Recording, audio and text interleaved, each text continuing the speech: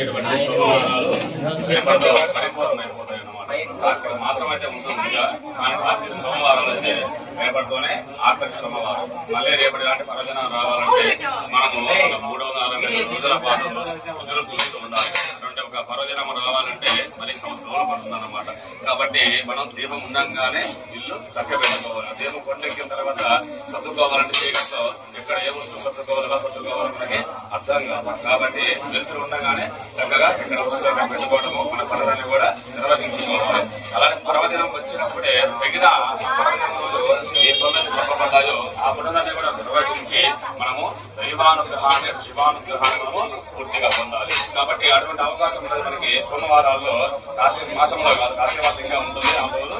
కానీ సోమవారాలు వస్తే రేపటి రోజు ఒక్కరోజు అవకాశం ఉంది. కాబట్టి ఇప్పటి వరకు కూడా సోమవారాలు చేసిన వాళ్ళు అలానే అనివార్య కారణాల వల్ల ఆరోగ్య రీత్యా కావచ్చు, అలానే ఇంకొక ఇబ్బంది వల్ల కావచ్చు, మనం కానీ సోమవారం వ్రతాన్ని ఆచరింపలేకపోయి కానీ ఉంటే ఇక రేపటి రోజున మనకి అవకాశం ఉంది. రేపటి రోజున కనీసము చక్కగా సోమవార వ్రతాన్ని ఆచరింపజేసి స్నానం చేసి అలానే నదీ స్నానాలు, తడాక స్నానాలు, కార్తీక స్నానాలు ఆచరింపజేసి కార్తీక దామోదరుని చక్కగా పూజించి సాయంత్రం శివాలయానికి చేరుకొని శివ సన్నిధిలో శివ పవిత్రమైన భగవద్ ఆలయంలో ఏ చోటనైనా సరే శివుడు అంతర్యామి, అంత సర్వాంతర్యామి, ప్రతి చోటగలడు.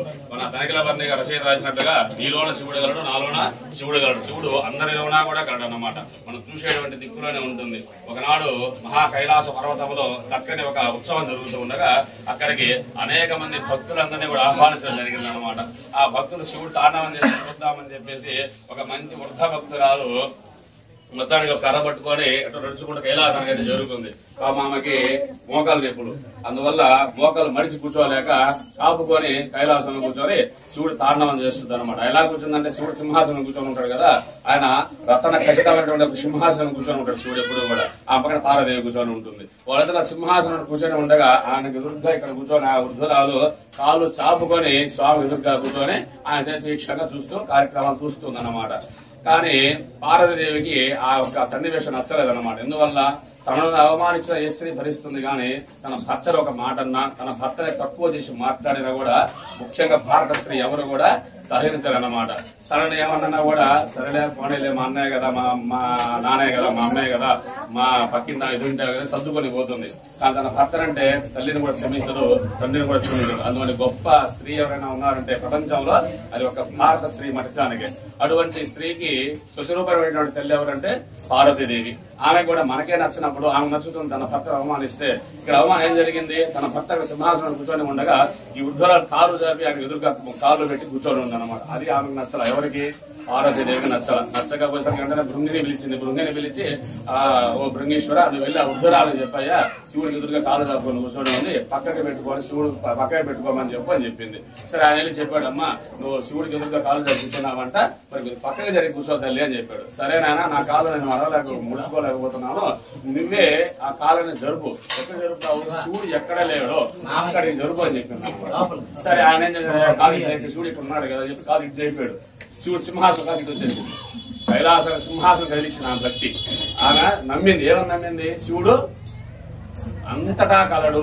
ప్రతి క్షణం, ప్రతి రాయిలో, రప్పలో, చెట్టులో, పుట్టలో, నీటిలో ప్రతి అడుగున శివుడు కలడని చెప్పి ఆమె పరిపూర్ణంగా నమ్మింది. కాబట్టి ఆమె భక్తులు కట్టుబడి ఆ కాలు ఎలా కదులుతుందో శివుడు సింహాసనం తెలియంది. ఇటు వచ్చేసాడు శివుడు.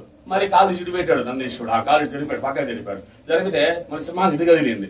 ఆమె ఏ దిక్కుకి ఆమె జరుగుతుంటే ఆ దిక్కుకి శివుడే కదిలిపోతాడు అన్నమాట.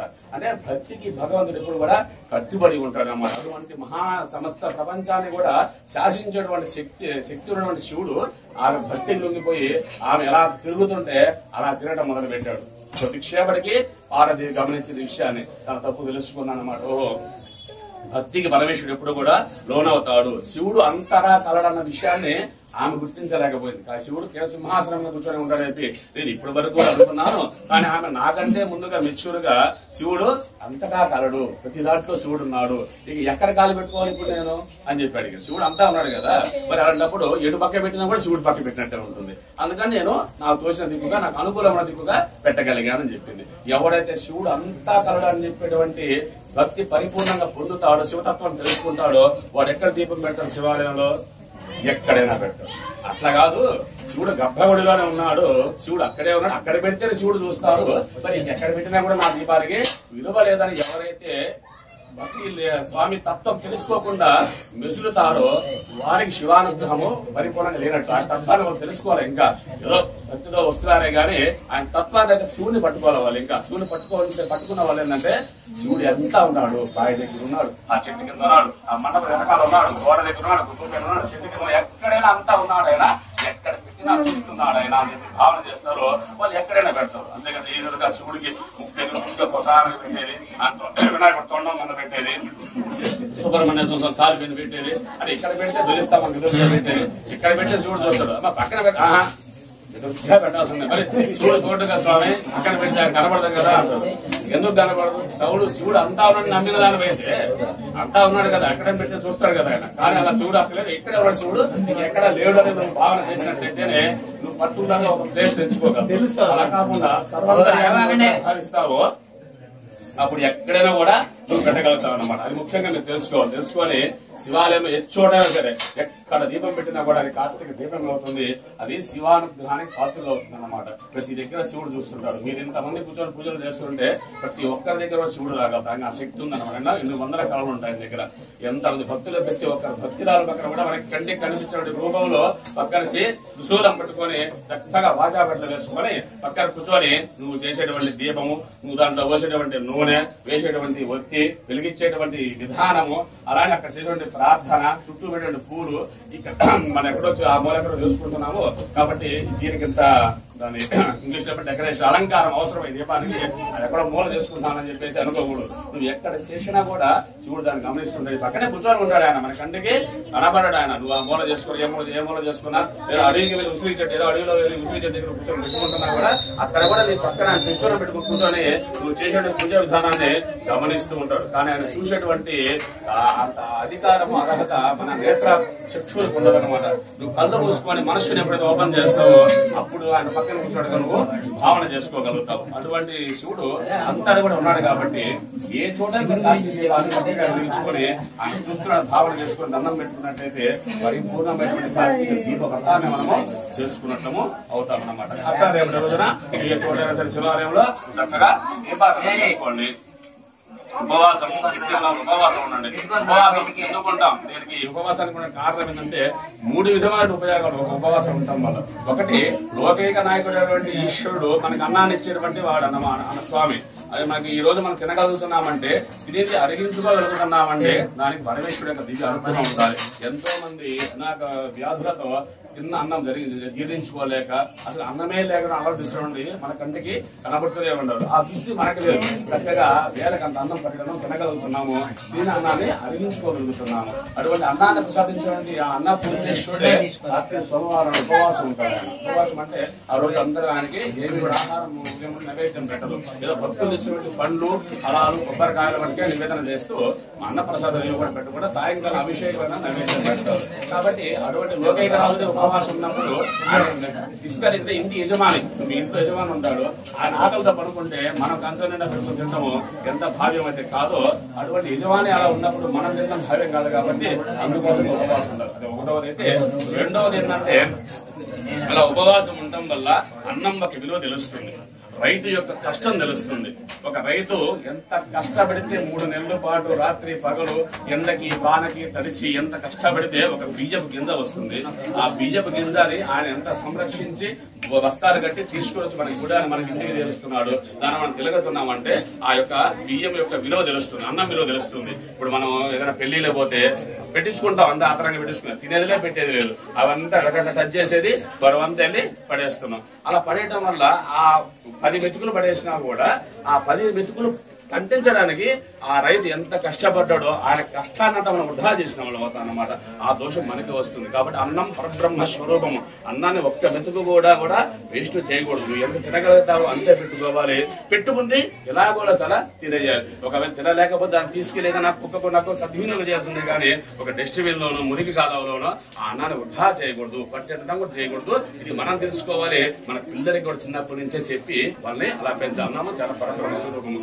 అలా ఉపవాసం ఉంటాం, అన్నం విలువ తెలుస్తుంది, ఆకలి విలువ తెలుస్తుంది అన్నమాట. అది తెలుసుకుని రెండవ ఉపయోగం. మూడవ ఉపయోగం ఏంటంటే మన కడుపులో జఠరాగ్ని అనేటువంటి మిషన్ ఉంటుంది. భగవంతుడు మన పుట్టుకతోనే పెడతారు దాన్ని, అంటే డైజెషన్ మిషన్, అరుగుతారు అన్నమాట. అది నిత్యము కూడా ఒక ఫ్యాన్ ఉంది, ఇప్పుడు ఆ ఫ్యాన్ ఉంది 24 hours దాని ఫ్యాన్ వేసేసారు అనుకోండి, అది ఎన్నో తిరుగుతుంది, అది ఒక వారం తిరుగుతుంది, 10 రోజులు తిరుగుతుంది. తర్వాత ఏమవుతుంది, కాలిపోయి హీట్ ఎక్కిపోయి ఆగిపోతుంది, యంత్రము పని చేయడం ఆగిపోతుంది. అదే ఒక రాత్రి అంతా వేశాను, పగల నిద్ర లేవగానే మళ్ళీ ఆపేసాను, కొన్ని కాసేపు చల్లబడుతుంది, మళ్ళీ శక్తిని పుంజుకుంటుంది. మళ్ళీ నువ్వు ఒక గంట ఆగి నువ్వు వేస్తే మళ్ళీ నీకు చక్కని గాలిని ఇస్తుంది, మళ్ళీ ఒక గంట ఆగుతావు, మళ్ళీ అలా వేస్తుంటే కొన్ని సంవత్సరాల పాటు రన్ అవుతుంది, కొన్ని సంవత్సరాల పాటు రన్ అవుతూనే ఉంటుంది. అక్కడ కంటిన్యూగా వేస్తే అవుతుంది, దాని యొక్క జీవము పోతుంది అనమాట. అక్కడ కడుపునటువంటి జఠరాగ్ని కూడా అప్పుడు రెస్ట్ ఇస్తున్నారు. మనం పొద్దున్నే లేవగానే కాఫీ కోసేపు, 9 అవ్వగానే టిఫిన్, ఇడ్లీలో బోండాలో ఏదో ఒకటి సంథింగ్, 11 అవ్వగానే స్నాక్, మళ్ళీ 1 గంట అవగానే భోజనం, మళ్ళీ 4 గంటలకి స్నాక్, మళ్ళీ 7 గంటలకి భోజనం, మళ్ళీ రాత్రి పడుకునే ముందు ఒక కప్పు, ఒక లీటర్, ఒక హాఫ్ లీటర్ పాలు. ఈ విధంగా ఆ లీటర్ కూడా ఉన్నారా, హాఫ్ లీటర్, పావు లీటర్ పాలు. ఈ విధంగా 24 hours ఆ జఠరాగ్ని మిషన్ కి మనం రెస్ట్ చేయకుండా అది కొంచెం రిలాక్స్ అవుదామనే పని చెప్పి పడుకు లోపల మళ్ళీ లోపలికి వస్తుంది. ఎవరు వచ్చింది మళ్ళీ పాము లేచి మళ్ళీ దానికి అతగ ఆడిచ్చి దానికి అరిగించి మన కిడ్నీలో వాటిలో తోస్తుంది. మధ్యానికి మళ్ళీ రెస్ట్ తీసుకున్నా మళ్ళీ ఇంకొక వస్తువు వస్తుంది లోపలికి. ఈ విధంగా దాన్ని పాము 24 గంటలు 365 రోజులు దాన్ని ఆ జఠరాగ్ని మనం హింస పెట్టడం వల్ల ఏమవుతుందంటే కొన్ని రోజులు కానీ దాన్ని పనిచేయడం మానేసి అరగకపోవటము, అనేక రకమైన వ్యాధులకు మనము గురవుతాం అన్నమాట. అందుకోసంగా అప్పుడప్పుడు వారానికి ఒక రోజు ఇటువంటి కార్తీక సోమవారాలు అటువంటిప్పుడు ఆ జఠరాగ్ని కానీ రెస్ట్ ఇచ్చినట్లయితే అది కాసేపు ఊపిరి పీల్చుకొని మళ్ళీ శక్తివంతమయ్యి నీకు ఆరోగ్యం కలిగించడం ఆ విధంగా అది మారుతుంది. ఇటువంటి 3 ఉపయోగాలు ఉన్నాయి దీనివల్ల, ఉపవాసం ఉండటం వల్ల అన్నమాట. కాబట్టి అలా కూడా ఉపవాసాన్ని ఉండొచ్చు. తర్వాత దీపాలు పెట్టుకోవచ్చు, తర్వాత శివుణ్ణి ఆరాధన చేసుకోవచ్చు. రేపు ఏమి చేసుకున్నా కూడా రేపటి రోజు అద్భుతమైనటువంటి రోజు, 4వ సోమవారం. ఈ సందర్భంగా మనం కూడా ఏం చేస్తున్నామంటే మన దేవాలయంలో ఉదయం కూడా స్వామికి అభిషేకాన్ని కూడా నిర్వహించిన తర్వాత మధ్యాహ్నము 12 గంటల నుంచి అన్నాభిషేక అలంకారం ఏర్పాటు చేయడం జరుగుతుంది. సాయంత్రం 5 గంటల కల్లా అలంకారం పూర్తవుతుంది. అంటే ఇప్పుడు చెప్పాను అన్నం యొక్క విలువ. అందుకని మన గ్రామము, మన మండలంలో ఉన్నటువంటి ప్రతి ఒక్క ఈ ఆలయానికి సంబంధించిన పరిసర ప్రాంతాలు అయితే ఏవైతే గ్రామాలైతే ఉన్నాయో వాటి అందరి యొక్క గ్రామాల్లో వేసిన ప్రతి ఒక్క మనిషి కూడా ఏనాడు కూడా ఒక్క రోజు కూడా ఆకలితో అనుకోకూడదు. ఇంక్లూడింగ్ జీవులతో పాటు చీమ నుంచి ఏనుగు వరకు మనకు మనిషితో పాటు మనకున్నటువంటి 84 లక్షల జీవరాశులు ఉన్నాయి. ఈ 84 లక్షల జీవరాశులన్నీ కూడా ఏనాడు కూడా ఆకలితో అనుకోకూడదు. ప్రతి ఒక్క జీవికి కూడా అన్నం అందాలి అనేటువంటి ఉద్దేశంతో మన గ్రామం తరపున స్వామికి రేపు అన్నాభిషేకాన్ని నిర్వహించి ఆయన్ని అన్నంతో అలంకరింపజేస్తామన్నమాట. తద్వారా ఆయన శాంతించి అన్నపూర్ణదేవి అనుగ్రహాన్ని మన గ్రామానికి, మన చుట్టుపక్కల ప్రాంతానికి పంపించి చక్కగా అన్న ప్రసాదాన్ని మనకు ప్రసరణ చేస్తారు. కాబట్టి రేపు రోజు అన్నాభిషేక కార్యక్రమం ఉంటుంది. సాయంత్రం 5 గంటల నుంచి రాత్రి 8 గంటల వరకు ఉంటుంది. తర్వాత స్వామికి కుష్మాండ బలి అంటే గుమ్మడికాయ యొక్క దిష్టిని తీసేసి ఆ అలంకారం తీసేసి అభిషేకం చేసి చక్కగా మామూలు వస్త్రాలతో స్వామిని రూపుదిద్దుతారన్నమాట.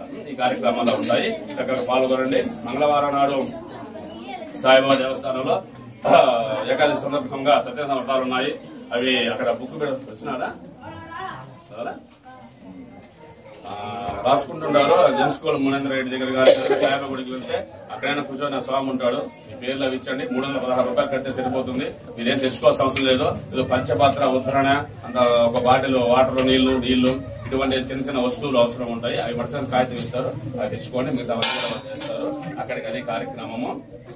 తర్వాత 1వ తారీఖు ఆదివారం నాడు కార్తీక మాసమే పరిపూర్ణం అయిపోతుంది. రేపు ఏమవుతుంది, కార్తీక శుభమాల పరిపూర్ణమైతే రేపు 1వ తారీఖు డిసెంబర్ 1వ తారీఖు ఆదివారం నాడు కార్తీక మాసం కూడా పూర్తవుతుంది. కాబట్టి ఆ సందర్భంగా మనకి ఈ భక్తులందరూ కూడా కలిసి స్వామికి ప్రతిరోజు కూడా పంచామృత అభిషేకం చేయండి. స్వామి ఒక్కరోజు కూడా నాయనకి కార్తీక మాసం పంచామృత అభిషేకం లేకుండా ఉండకూడదనే ఉద్దేశంలో గ్రామస్తులందరూ కలిసి 400 రూపాయల దగ్గర మన దేవాలయానికి అందజేసి ఆ పైకముతో ప్రతిరోజు కూడా ఎవరు వచ్చినా రాకపోయినా ఎండైనా వానైనా ఎటువంటి పరిస్థితుల్లోనైనా సరే పంచామృత అభిషేకం ఆగకుండా స్వామికి చక్కగా పంచామృత అభిషేకాలు, పుష్పమాలలు, అలానే కుంకుమార్చనలు ఇవన్నీ కూడా నిర్వహించడానికి కొంతమంది భక్తులు ముందుకు వచ్చి కొంత పైకాన్ని అందరూ కూడా కట్టి వాళ్ళ పేరు మీదుగా స్వామికి అభిషేక నిర్వహించన జరిపిస్తున్నారు. వాళ్ళందరి కోసంగా రేపు 1వ తారీఖు అమావాస్య నాడు స్వామివారికి ఆఖరి అంటే ఈ సంవత్సరానికి గాను ఆయనకి అభిషేకం ఆఖరి గంట ఉండదు. ఆయనకి 365 జరుగుతూనే ఉంటాయి.